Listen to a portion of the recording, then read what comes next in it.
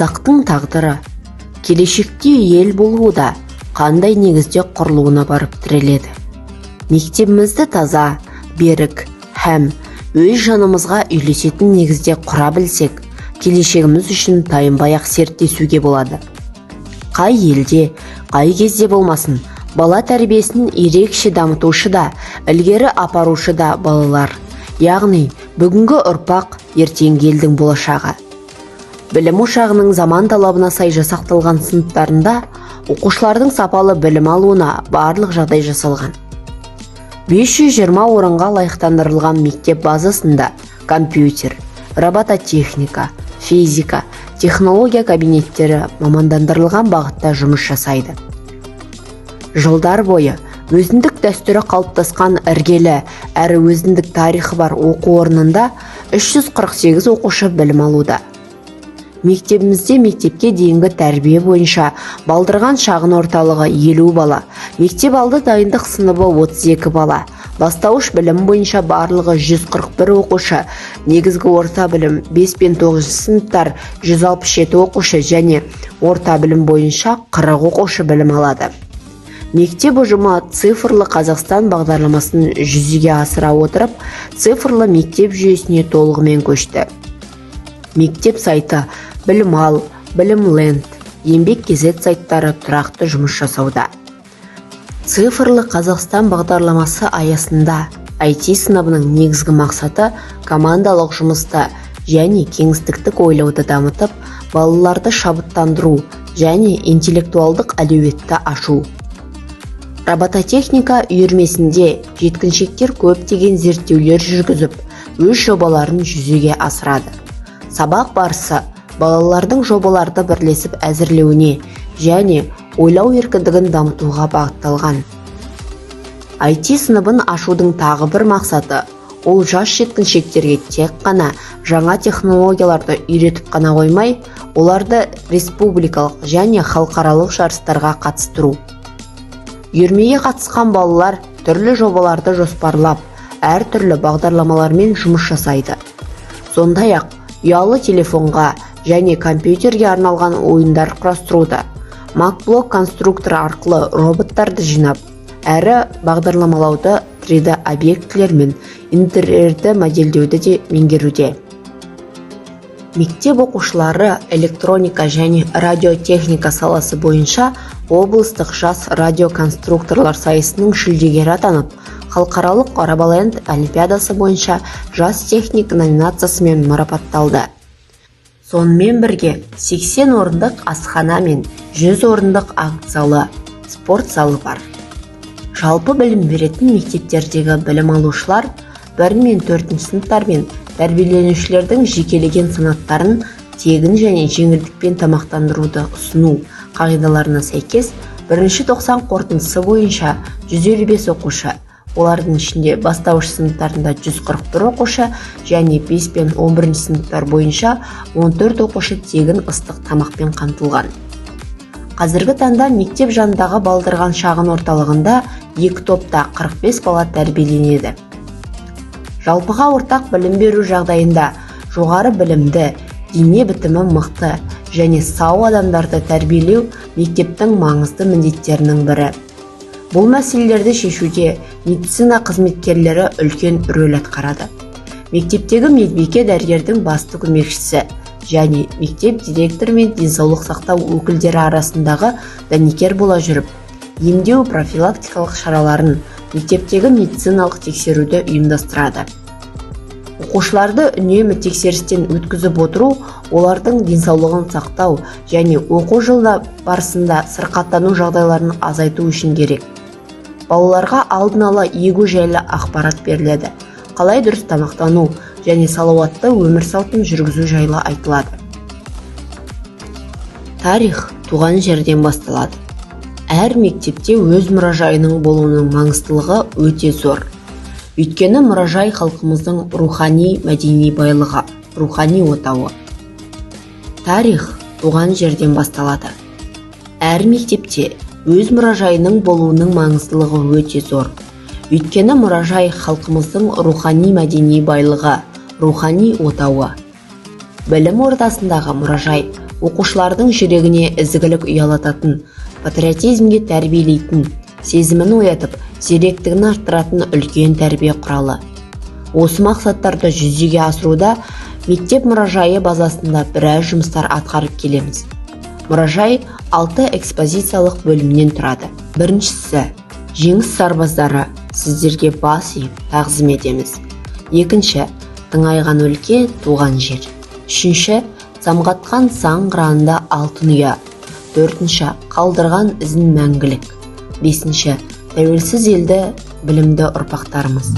Алтыншы, ізінен шуақ шашылған.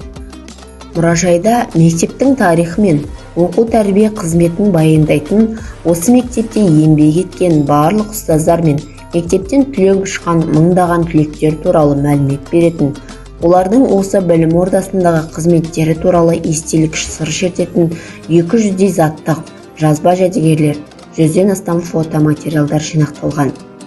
Шәкірттерінің жадында мәңгіге қалған, көпшілігі өтінелік болған. Біразы зейнеткерлік демалысына шығып, арамызда бай қуатты өмір сүріп жатқан, ұзақ жылдар осы мектепте еңбек еткен 100-деген ұстаздар қауымына арналған ізінен шуақ шашылған атты бөлім кім-кімге де ыстық көрінеді. Осы мектепте білім алып, кейін халық шаруашылығының түрлі салаларында еңбек етіп, жетістіктерге жеткен еңбек озаттары, ғылым, әдебиет, өнер, спорт салаларындағы жетістіктермен елімізге танымал болған өнер, мәдениет пен әдебиет қайраткерлері, осы мектепті алтын, күміс медальдармен бітірген түлектер, ғылыми жобалар жарысы мен пәндік олимпиадалардың республикалық турының жүлдегерлері және тағда басқалар себептермен мектебіміздің атын абыройға бөлеп жүрген 100-деген мектеп түлектері туралы деректер самғатқан заң қыранында алтын ұя атты бөлімінде көрініс берген. Мектептен түлеп ұшқан шәкірттер қазіргі уақытқа әр қайсысы өмірде өз орнын тауып, әр түрлі салада қызмет атқарып жүрсе де, мектебіне деген құрметтері өте зор. Биылғы оқу жылының өзінде мектептеріне тарту ретінде 1980 жылғы түлектер мектеп мұражайын, ал 2007 жылғы түлектер мұғалімдер бөлмесін заманауи үлгідегі жабдықтармен толтырды. Мұражай аңыз бен ақиқат қатары жүретін мекен. Сондай-ақ өткеннен сабақ, елге еңбегі сіңген ерлерден үлгі алар, тұлғалар тұрпатына тамсанар жер. Жас ұрпақты ауыл тарихының үлгілі, тағылымды тартымды беттерімен таныстыруға, өлкеңе деген сүйіспеншілікке тәрбиелеуге жетелейді. Жәдігерлерге жан беру және жас ұрпаққа жеткізу ұстаздар қауымына парыз іс. Қарағанды облысы Нұра ауданындағы Мағжан Жұмабаев атындағы жалпы білім беретін мектебі облыстық өнегелі өмір жобасы аясында кездесулер, сұхбаттар, бірлескен түрлі шаралар ұйымдастырып, жетістік пен табысқа жеткен тұлғалардың іс тәжірибесімен, бейнесімен танысу арқылы жас ұрпаққа патриоттық тәрбие беру және кәсіби бағдар беруде. Осы орайда 2022 жылдың 17 қараша күні халықтың ыстық ықыласына бөленіп жүрген қаламгерлеріміздің өрнегі мол жырларын оқуға насихаттау, олардың өнегелі өмір жолдарын өскелең ұрпаққа өнеге тұтып, оқушылардың кітап оқуға құлшынысын арттыру, еліне, жеріне деген сүйіспеншіліктерін арттыру мақсатында Жазушылар одағының мүшесі, бірінші дәрежелі еңбек даңқы төсбелгісінің иегері, Қазақстан Республикасының мәдениет қайраткері Мәди Айымбетов Айтпанбетұлымен кездесу ұйымдастырылды. Бір топ оқушыларымыз делегация болып ел тәуелсіздігін нығайтуға ерен еңбек сіңірген. Қазақстан Республикасының төтенше жағдайлар жөніндегі бірінші вице-министрі генерал-майор Күлшімбаев Ибрагим Дәукесұлымен арнайы кездесу ұйымдастырды. Оқушыларымызды генерал-майор жыл шыраймен қарсы алып, мазмұнды әңгімелер айтып, өнеге тәлімдерін ұсынды. Кездесу барысында ол оқушыларға өзінің балалық шағы және генерал-майор болғанға дейінгі еңбек жолдары туралы айтып берді. Өлкетану мұражайында Мағжан Жұмабаев атындағы жалпы білім беретін мектептің директоры Жанқуатова Күлпаш Дәукесқызының бастамасымен өнегелі өмір жобасының кезекті қонағы Қазақстан Республикасының мәдениет қайраткері, драматург, жазушы Ермек Балташұлымен кездесу өткізілді. Өнегелі өмір жобасы аясында ауданымызға зор еңбегі сіңген Қаңтарбайұлы Орынтай ағамен керемет кездесуде өтті. Дана халқымыз дарын, жанып тұрған жалын дейді. Әр оқушының өз таланты болады. Шәкірттері білімді, дарынды, ауданымыздың қақ төрінен орын тепкен Алтын Ұя мектебіміз жайлы мақтанышпен айтқымыз келеді. Білім ордамыз облыстық, республикалық деңгейдегі өткен білім сапасы жағынан болсын, әр түрлі мәдени шараларда болсын жоғары дәрежелі деңгейде. Өткен жылы мектептен 2 алтын белгі және 2 үздік аттестат иегерлері шықты. Ұлттық бірыңғай тестілеудің көрсеткіші бойынша аудан көлемінде алдыңға қатардан көрініп, география пәнінің мұғалімі Өсербаев Нұрдос Жанатұлы 5 жыл бойы сынып жетекшілік атқарған оқушылар ұлттық бірыңғай тестілеуде жаратылыстану математикалық бағыттағы пәндерді таңдап, жақсы көрсеткішпен барлығы грант иегері атанып, қазіргі уақытта жоғары оқу орындарында техникалық мамандықтар бойынша білімдерін жалғастыруда. Оқушылардың білім сапасы бастауыш білім бойынша 51%, негізгі орта білім бойынша 38%, орта білім бойынша 42%-ді құрады. Ертеңгі еліміздің сенімі жас ұрпақтың бойына туған жерге, халқына деген сүйіспеншілікті оятып, патриоттық сезімге баулу, білімді, өнегелі ұрпақ етіп өсіру қазіргі қоғамның өзекті тақырыбына айналуда. Аталған мақсатта мектепте жас сарбаз сыныбы ашылып, сабақтан тыс уақытта алғашқы әскери дайындық жетекшісі жас сарбаздармен әскери патриоттық тәрбие беру іс-шараларын өткізіп, әскери дайындықты меңгертуде. Қазақстан Республикасы тәуелсіздігіне 31 жыл толуына орай сарбаз сахнасы әскери патриоттық байқауына қатысып, жас сарбаз сыныбы тәуелсіздік тақырыбында тәуелсіздік толғауы көркем сөз оқу шеберлігі Елі менің номинациясы аталымы бойынша патриоттық ән байқауында, алаш арыстары аталымы бойынша көрініс қою сайыстарында жүлделі орындарды иеленіп, облыстық деңгейде жеңімпаз атанды. Қазақстан Республикасы тәуелсіздігінің 31 жыл толуына арналған тәуелсіздік маған өте қымбат атты жастармен және зиялы қауыммен өткізілген кездесуге мектебіміздің 100-ден жүйрік, 1000-нан тұлпар ұстаздары мен оқушылары қатысты. Елтай Жанар Саятұлы, Өсербаев Нұрдос Жанатұлы, Құсайынова Айгүл Талғатқызы сынды білікті мамандармен қатар оқушыларымыз Өмірзақ Аяулым, Нұрмақ Досымжан аудан әкімі алдында сөз сөйлеп, мектебіміздің абыройын асқақтатты.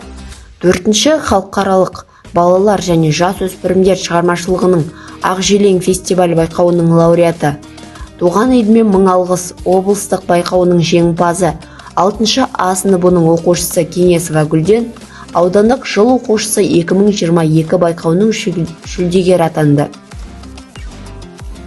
Ел үміті дарынды балалардың ұлттық антологиясы республикалық энциклопедиясына енген оқушыларымыз 10-шы сынып оқушысы Өмірзақ Аяулым жас сарбаз сыныбының түлегі, мектепшілік, аудандық, облыстық, республикалық эссе жазу конкурстарының, абай оқуларының жеңімпазы, республикалық ұлттық білім сайыстарының Ұлы дала баласы номинантының иегері, Әл-Фараби атындағы халықаралық пәндер олимпиадасының жүлдегері, Білген аламан республикалық олимпиадасының 1-2 кезеңдерінің жеңімпазы, Орынтай Аружан 6-шы сынып оқушысы, Кенгуру математика барлығы үшін республикалық интеллектуалдық ойын конкурсының 3-ші дәрежелі диплом иегері.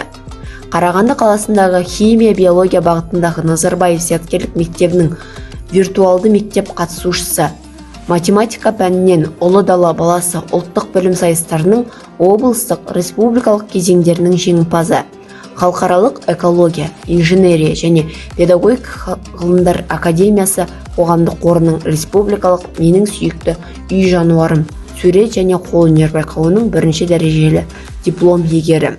10-шы сынып оқушысы Байгазина Камила жас сарбаз сыныбының түлегі, аудандық шахмат турнирінің жүлдегері, облыстық Ақбозат Спортфест Қазақстан шахмат ойындарының жеңімпазы, үздік шахматшы номинациясының иегері.